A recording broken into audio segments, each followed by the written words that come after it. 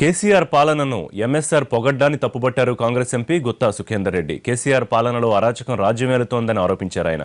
వయసు మీరిన MSR retired అయితే మంచిదని, గ్రామ జ్యోతిలో ఏం జరుగుతుందో ఆయనకి ఏం తెలుసని ప్రశ్నించారు గుత్తా. గ్రామ ప్రణాళిక మన ఊరు మన ప్రణాళిక అనే ఒక కార్యక్రమం తీసుకున్నారు. దాన్ని చెత్తబుట్టలు వేసింది టీఆర్ఎస్ ప్రభుత్వం. అంతకుముందు గ్రామ స్థాయిలో మొత్తం సమగ్ర కుటుంబ సర్వే చేసింది. ఆ సర్వేను చెత్తబుట్టలో వేసింది. ఈ గ్రామజ్యోతి కార్యక్రమం కూడా అదేవిధంగా చెత్తబుట్టలో పడ్డది. ఏ ఒక్క కార్యక్రమం కూడా జరుగుతలేదు.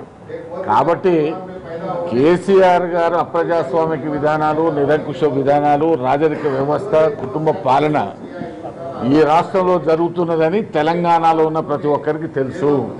అది ఎంఎస్ఆర్ గారికి తెలవకపోవడం అనేటువంటిది బాధాకరం.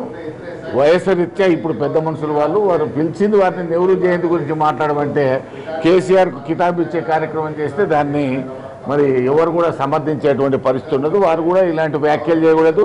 చాలా వృద్ధాప్యం వచ్చింది కాబట్టి రెస్ట్ తీసుకుంటే మంచిదని.